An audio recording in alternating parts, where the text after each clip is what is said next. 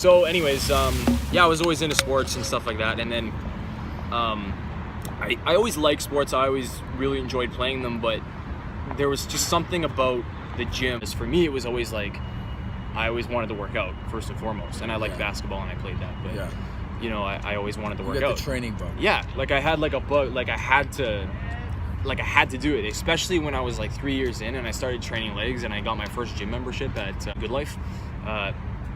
Something, I just loved it, man. Like I couldn't help it. I had to go. Went 1 year straight and I never took a break. You know, I went every single day to the gym, Monday to Sunday, repeat, you know, every single week. So yeah, I did a few shows in 2013, I think was my first show. The year after, actually, Craig won nationals. That's when I competed for the first time. No, it was 2014. Yeah, so it was 2 years after. So it was 2 years I after. earned my pro card in 2012. Yeah. I did my first pro show. When did I do my first pro show? In 2012, and I did my second in 2013. And then I did one every year consecutively. I took this year completely off just because I've had so much going on in my life. It's been really intense, but you know, having the time and the wherewithal to be able to travel around and to devote that much time. It's not even really the training that's the issue. I can train every day for 2 hours, but it's everything else. It's having everything else in line, even psychologically, trying to have kids. It's tough, and trying man. to have Like a family. if you want to be a competitive bodybuilder, it's physique, it's really tough whatever. to have. Yeah, it's really tough to have any movement or It is. change in your It life. is, especially when you got family. Yeah, you have to have consistency. Like that's the key for me. Like going into any show, consistency is going to be the biggest thing. Yeah. Without that consistency, I'm screwed. So, anyways, so he did his first show. He ended up winning. Yeah, I won the novice show in 2014 here locally in Winnipeg, and I mean it was a good win. Like I was in pretty good shape, but you know that wasn't good enough for me. So I went to provincials. I did the Manitoba provincial show, and I won my class in that. But I didn't win the overall, which really upset me. You know, but I didn't come in at my best. But at the time, I thought, like, you know, I'd work my butt off, whatever, blah, blah, blah. Yeah. And I thought I deserved to win. And to this day, I still think that I probably, you know, whatever. But, so anyways, there was another show that year, which was the World Qualifiers, which is the same show that Craig did in 2012, but I did in 2014. And I ended up dieting for 4 weeks. I cut, like, probably 20-something pounds in 4 weeks. And I ended up doing pretty good. I got a first call out, and I got 7th out of, I think, 17 or 18 in that show. What show was that? That was the World Qualifiers. Oh, the World Qualifier. Yeah, it was here in Winnipeg, and I ended up. The thing about the World Qualifier too is that it's a different panel of judging than it is. Yeah, it's the CBBF. They're looking. It's a natural show. First of all, it's tested, so the guys are quite a bit. You know, they look obviously more natural. Well, tested meaning they do, I think, 3 or 4 tests and they're randomly selected, as far as I understand. I think like maybe the winners might do it or something. Maybe the overall winners, but even then, I don't think that's what it is. I think it's just a random selection of athletes, and they draw from a hat or something like that. But I didn't get drug tested, that's for sure. But but I mean, it's pretty obvious. I mean, I think when you look at it in a natural show, it is. Yeah, I know a lot of those guys that did it that year. I mean, there's clear signs when somebody's using steroids. I mean, it's a lot of guys who did it that year actually got stripped of their title. They got stripped of the first place. Oh, really? Yeah, you can go online and you can actually look at that. So there's a couple guys that got stripped of it. I think a girl did too. But anyways, so I did that show, and I did pretty good. And then I ended up doing last year's provincials in Winnipeg as well, and I won my class again. You know, dieting again 5 weeks. That was the one you did with Alan and Rob. That was the one I did with Alan and Rob. So Alan Santos and Rob Cesana and Eric, I worked with them leading into that show. You only worked with me for like the last 2 weeks. Yeah, and I worked with Eric for about the last 2 weeks, just prepping him, helping him, you know, do the show preparation stuff, and he ended up getting first in class. Alan Santos got first in class, and Rob Cesana came in, I think, 4th, which was a total joke. Because I mean, in my opinion, Rob Cesana should have definitely been first in class, without question. And that's not, you know, that's coming at it from an unbiased point of view, in my opinion. It's neither here nor there, though. It's neither here nor there. But I mean, it really peeves me off when because I know I have a good eye for talent, and he looked fantastic. Anyways, that's a little bit about me. It's a little bit about Craig. It's kind of what we've been doing. There's so much more to know. There is. That's just the superficial stuff. And the thing is too, like, he's coming at it from one perspective. You know, he's been in the game for like 20 years. You know, training for 20 years. I've been training a long time myself, like almost 8 years now.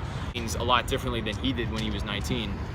You know, I'm 23. I'm still. Well, I train legs a lot more frequently. Well, that's true, but everything though, like you train completely different than what you did before. Yeah, like, when you went to the gym before, you weren't training nearly well, just as like hard anything, as you are now. just like anything, it's time served. I mean, the more time you spend doing something, the better you're going to get at it. It's just that's just you know the way it is. And I feel too like I was at an advantage because back when you started training in '99.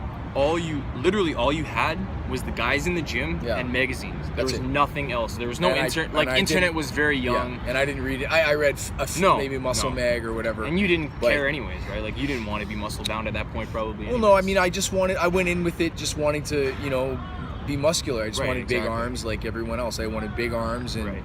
And you know, whereas for I was already fit. Like I already had a 6-pack and like I was fit, very very athletic. Right.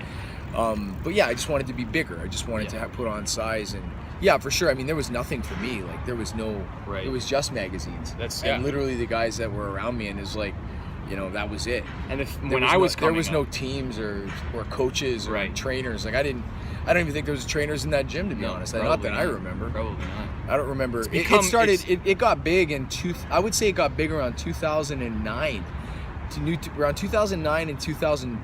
When I started competing in 2012, basically when men's physique and women's bikini came out, that's when going to the gym was like men's physique like and something to do. Men's now, physique and bikini, especially bikini, is a gold mine for trainers and coaches. Oh yeah, it's a gold mine because everyone wants to do it. Everyone wants to do it, and so you get a lot of them that are just they'll soak in as many athletes as they can. And it's a money pit for them. It's great because it's lucrative financially. Unfortunately, it doesn't necessarily always do the best for the sport, you know, because in my opinion, not just anybody should be in bodybuilding. Bodybuilding is not for everybody, just like hockey isn't for everybody, just like basketball isn't for everybody, just like football isn't for everybody. It's okay to be a fan of the sport, but to actually be a competitor in the sport, the sad thing is that what you have is you have coaches and trainers and these organizations that are basically pushing people into the sport so that they can make more money. You can hook, line, and sink clients by having them compete because now they have to commit for at least 3, 4, 5 months. If they're going to compete, you can get them hooked on the idea of competing, which means that if they do well, then you can get them to do the next show and then the next show and then the next show. So now you have client, rather than just working with a client into show, you're working with clients into repeated shows. So, and the sad thing is that you have a lot of people coming into these shows just have no business being on stage.